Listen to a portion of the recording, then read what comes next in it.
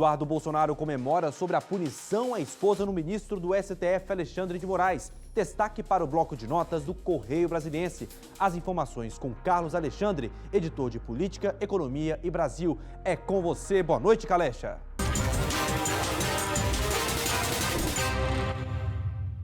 Boa noite, Mobile, a todos que nos assistem aqui no Jornal Local. Olha, o nosso destaque de hoje vai para a Lei Magnitsky.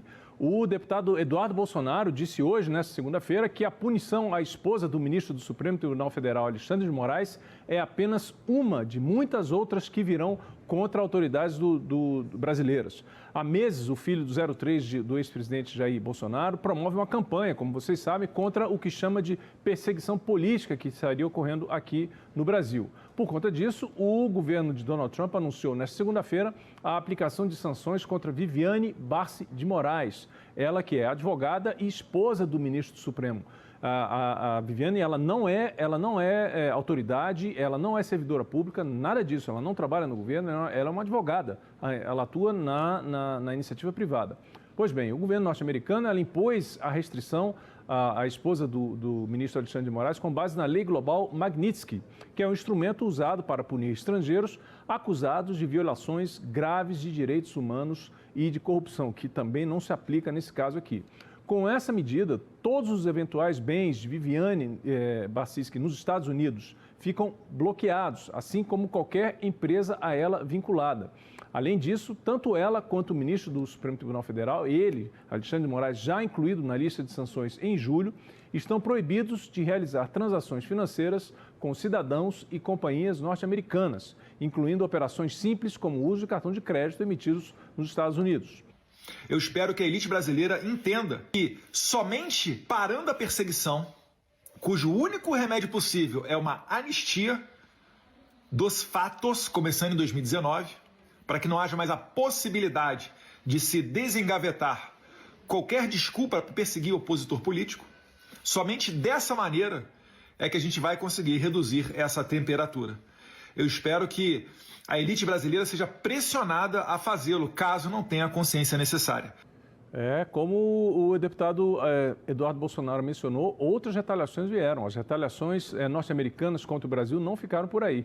O governo de Donald Trump revogou o visto do ministro da Advocacia Geral da União, Jorge Messias, que também se manifestou em uma rede social. Ele, o ministro-chefe da Advocacia Geral da União, criticou o que ele chamou de desarrazoado conjunto de ações unilaterais por parte dos Estados Unidos. Vocês estão vendo aí o post do ministro Jorge Messias. E é importante a gente salientar o seguinte, que todo esse estresse, toda essa tensão, ela está acontecendo no momento em que o presidente Lula está nos Estados Unidos. Ele está lá, ele embarcou ontem daqui do Brasil e ele está nos Estados Unidos. Por quê? Porque o presidente Lula, amanhã, ele discursa na Assembleia Geral da ONU, em Nova York.